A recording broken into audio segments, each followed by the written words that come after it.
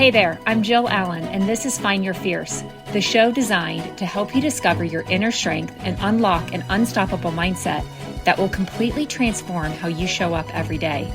Each week, I will share methods and strategies to inspire you to step into your greatness and live life with purpose. Join me on this journey to becoming fit, fierce, and unstoppable.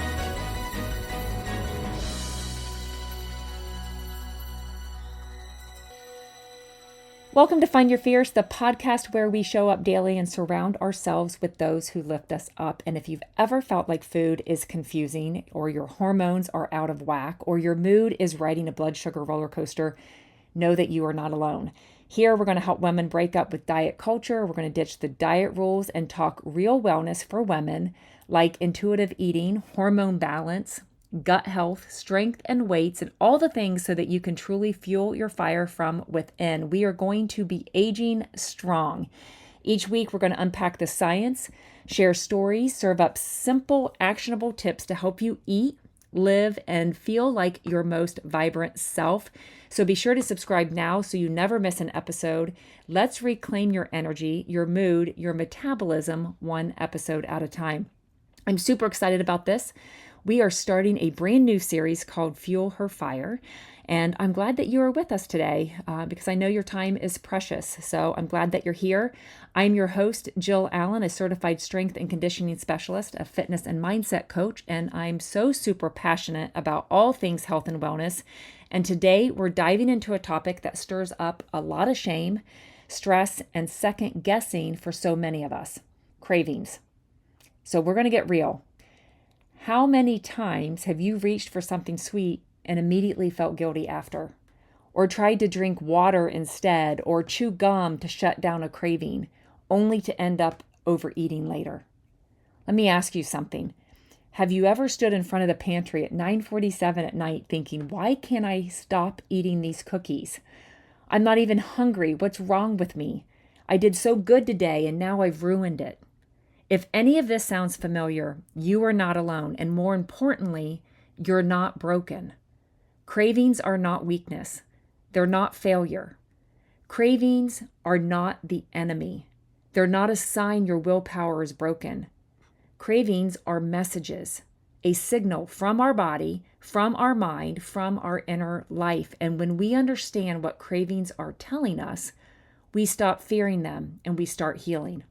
And today I'm going to show you how to decode that message so you can stop fighting your cravings and start understanding them.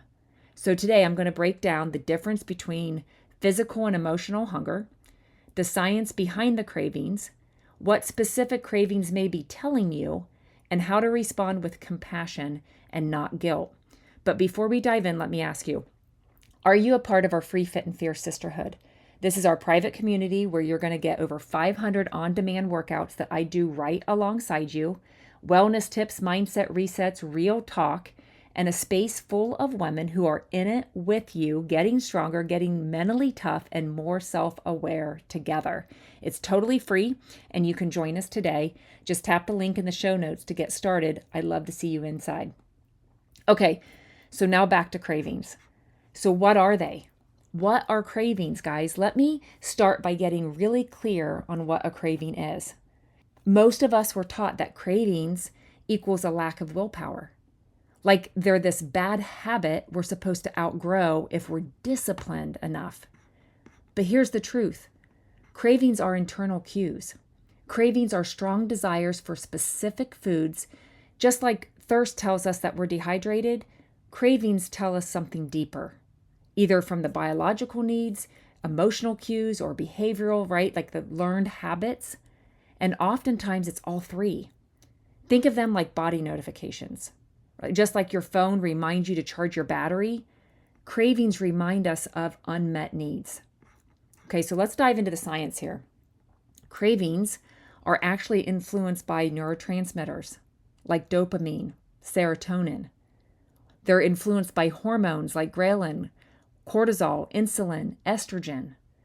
They're influenced by memories and associations. So think about it like this, popcorn equals movies, chocolate equals comfort. Our brain is constantly wiring patterns to seek pleasure and avoid discomfort.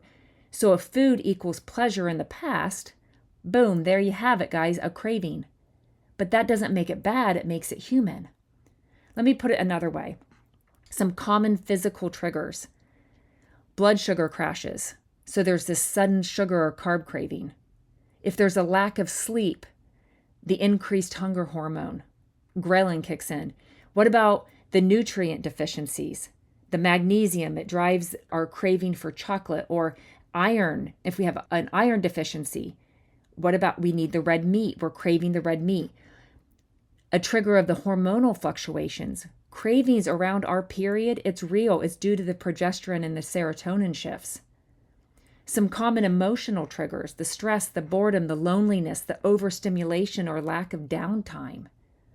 Here's a quick example that I know that we all can relate to. You crave chocolate afternoon. Why? Could it be because of the low blood sugar? Could it be low magnesium? Is it an emotional habit? Is your period approaching? So instead of asking, how do I stop craving chocolate? Ask, what might my body or brain be needing right now? Let's break it down even more. You have the physical versus the emotional hunger, okay? And here's the big question. Is it the physical hunger or is it emotional hunger? This is the core of cravings at work. So I want you to use this compass. Snag a journal. You're going to want to write this down or save this episode to come back to it. Because here's the thing. Physical hunger builds gradually, whereas emotional hunger comes on suddenly. In physical hunger, any food satisfies, right? You'll eat anything when you're truly hungry. The emotional hunger, you only have one specific food that's going to do. The physical hunger comes from the body. The emotional hunger comes from our mind and what we're thinking, our feelings. The physical hunger, we stop when we're full. Whereas if it's the emotional hunger driving it, it continues even after the fullness. And then the physical, of course, is rooted in our fuel needs, whereas the emotional hunger is rooted in the emotion or the stress. Let me give you two real life examples. Okay, so here's physical hunger. You skipped lunch. It's 4 p.m. Okay, this is where we're talking about this mid-afternoon craving that I know a lot of you have. It's 4 p.m. You're shaky, you're irritable, and suddenly you need, you need something sweet, right? This is your body saying, hey, we're out of fuel. Get me something fast. So you give yourself this balanced snack, say a banana with almond butter, and then you feel human again. The crisis is averted. But then let's talk about emotional hunger. You ate dinner, you're full, you sit down to relax after a long day, and suddenly you hear the call to the freezer and it's saying it's ice cream time.